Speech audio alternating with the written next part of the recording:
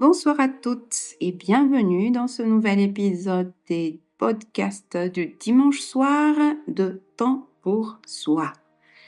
C'est les vacances, enfin. On pourrait se reposer, mais souvent on ressent l'envie de faire le grand ménage. Au lieu de prendre du temps pour soi, on sort les chiffons, on trie, on range. Pourquoi ? Est-ce que c'est un vrai plaisir ou une simple habitude? Aujourd'hui, on parle de ce phénomène. Pourquoi est-ce que le ménage nous fait du bien? Eh bien, quand on range, on reprend la main sur notre espace. Les gestes du ménage sont répétitifs. Ils apaisent comme une forme de méditation. On met de l'ordre chez soi, on met de l'ordre en soi. Les vacances, c'est aussi un moment de transition. Parfois, on en profite pour repartir du bon pied pour une nouvelle saison, reprendre la propriété de son espace, de sa maison, de son foyer. Le rangement a aussi ses petits bénéfices cachés. Faire le ménage, c'est voir le résultat tout de suite. C'est pas comme au boulot ou le contrat sur lequel vous travaillez. Il ne sera signé que dans 3 mois ou dans 6 mois. Quand vous faites le ménage, c'est propre tout de suite. Donc, c'est satisfaisant. Une maison plus claire, c'est aussi moins de charge mentale. On se sent plus légère, l'esprit s'ouvre.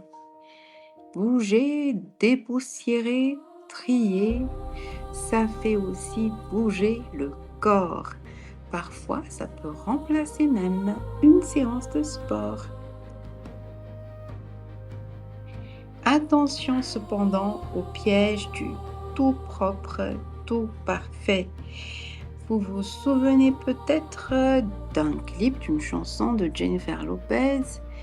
La chanson s'intitule Ain't Your Mama.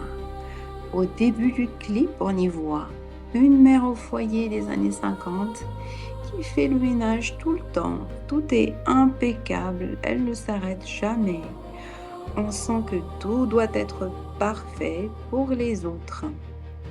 C'est à chacun, en fait, de choisir ce qui lui fait du bien. Faire le ménage et surtout quand on doit le faire et pour combien de temps, ça doit rester un choix, pas une pression. On n'a pas besoin d'avoir une maison impeccable pour être une bonne mère, une bonne épouse, une bonne belle-fille ou une femme organisée. Donc le diktat de la maison parfaite, c'est souvent par rapport au regard des autres. Refusons-le. D'ailleurs, je vous invite à voir ou à revoir 3 films, de très bons films par ailleurs, qui parlent de ce sujet. D'abord, il y a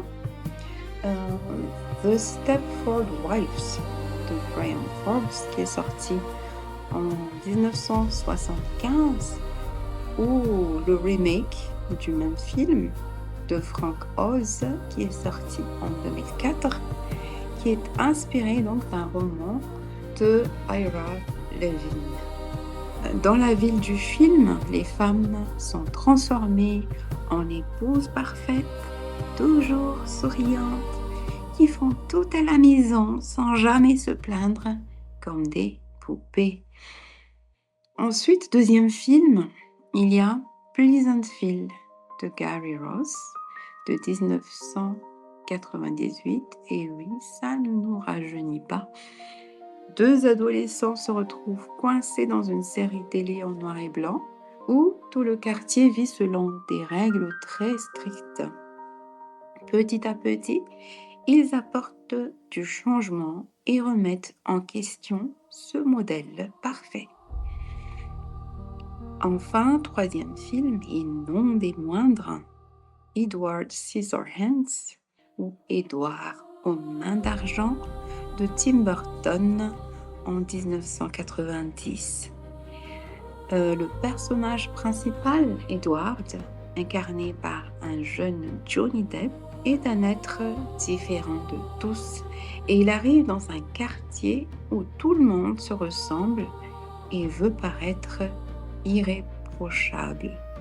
On y rencontre aussi une talentueuse Winona Ryder dans le rôle de Kim Boggs, ce qui n'est pas pour déplaire.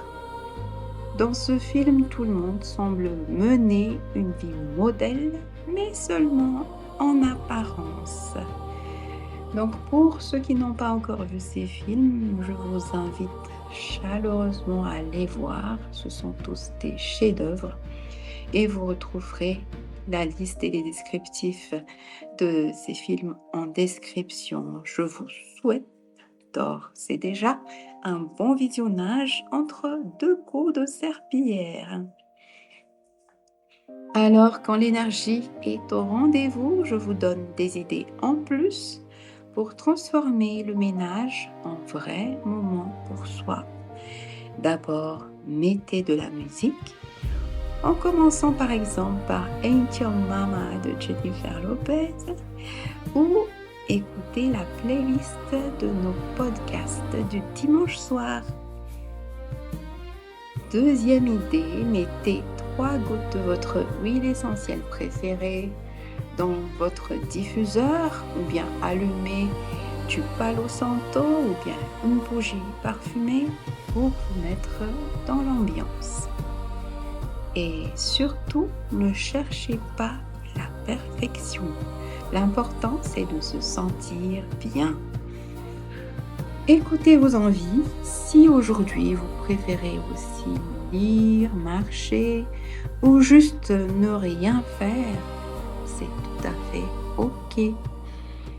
Merci de votre écoute. Prenez soin de vous et surtout, accordez-vous des pauses à votre façon.